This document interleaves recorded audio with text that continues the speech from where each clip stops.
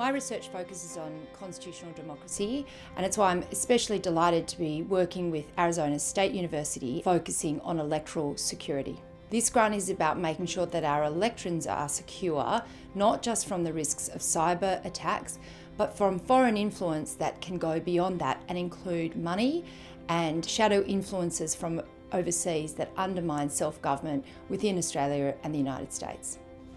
This project sets the scene for a collaboration that we hope will keep going to try and understand how money is influencing our politics and think about the ways in which we could regulate it consistent with upholding free speech and democratic constitutional values. So a big part of what we want to do is understand the landscape, understand the legislation, but also think about if we were to restrict foreign donations to third parties, how would that change the landscape and would it be constitutional?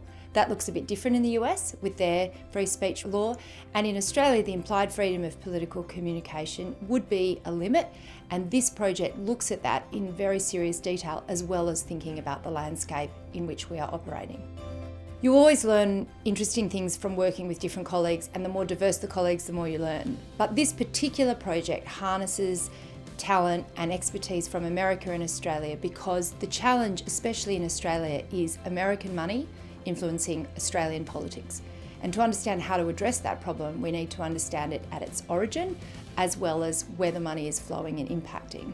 America's also had a very deep debate about electoral and finance regulation, which we can learn from and benefit from, and our partners at ASU are at the forefront of that debate and some of America's leading experts.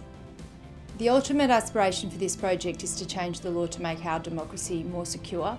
Our first step will be to understand the landscape and what's possible, and then to press for change in Australia.